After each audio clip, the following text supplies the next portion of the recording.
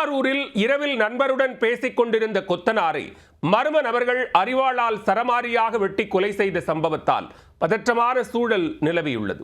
ஆள் மாறுதலாக அப்பாவி இளைஞர் கொல்லப்பட்டதாக கூறப்படுவதன் பின்னணி என்ன? திருவாரூர் அருகே அம்மையப்பன் காந்தி நகரில் உள்ள புதுத்தெருவைச் சேர்ந்தவர் நந்தகுமார். 30 வயதான இவருக்கு இன்னும் திருமணமாகாத நிலையில் கொத்தனார் வேலை செய்து வந்துள்ளார். இந்நிலையில் புதன்கிழமை இரவில் அம்மையப்பன் கடை வீதியில் தனது நண்பர்களுடன் நின்று பேசிக் கொண்டிருந்தார். அப்போது 5 பேர் கொண்ட மர்ம நபர்கள் அங்கு வந்ததாக கூறப்படுகிறது. அந்த கும்பல் திடீரென மறைத்து வைத்திருந்த அரிவாளை எடுத்து நந்தகுமாரை வெட்ட பாய்ந்திருக்கிறது. அதனை கண்டு அதிர்ச்சியடைந்த நந்தகுமார் சுதாரிப்பதற்குள் சுத்து போட்ட கும்பல் அவரின் தலை மற்றும் காலில் சரமாரியாக வெட்டி உள்ளது. இதில் படுகாயமடைந்த நந்தகுமார் இரத்த வெள்ளத்தில் துடிதுடித்து நிகழ்விடத்திலேயே பரிதாபமாக உயிரிழந்தார். தகவல் அறிந்த கொரடாச்சேரி போலீசார் சம்பவ இடத்திற்கு விரைந்து வந்தனர்.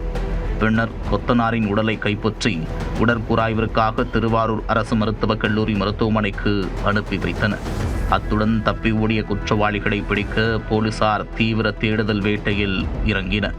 முதற்கட்ட விசாரணையில் ஆள் மாறுதலாக நந்தகுமார் கொலை செய்யப்பட்டது தெரிய வந்தது. அம்மையப்பன் கடைவீதி பகுதியைச் சேர்ந்த இளைஞர் ஒருவர் கடந்த ஆண்டு கொலை செய்யப்பட்டுள்ளார். அந்த வழக்கில் தொடர்புடைய நபர் ஒருவர் அண்மையில் ஜாமீனில் வெளியே வந்துள்ளார். அந்த நபர்தான் நந்தகுமாருடன் பேசிக் கொண்டிருந்ததாக கூறப்படுகிறது. பழிக்கு பழியாக ஜாமீனில் வந்தவரை கொலை செய்ய முயற்சித்த கும்பல் இரவில் சரியாக வெளிச்சமில்லாத காரணத்தால் ஆள் மாறி நந்தகுமாரை வெட்டி கொலை செய்ததாக தகவல் வெளியாகியிருக்கிறது. இதுகுறித்து வழக்கு பதிவு செய்த போலீசார் கொத்தனாரை கொலை செய்த மர்ம நபர்கள் யார், அவர்கள் யாரை கொலை செய்யும் நோக்கில் வந்தனர், உண்மையான பின்னணி என்ன என்பது குறித்தும் அறிய தீவிர விசாரணையில் இறங்கியுள்ளனர். இளைஞர் கொலைக்கு பழிதீர்க்கும் நோக்கில் வந்த கும்பல் ஆள்மாறி அப்பாவி கொத்தனாரை வெட்டி கொலை செய்த சம்பவம் திருவாரூரில் அதிர்ச்சியை ஏற்படுத்தியுள்ளது.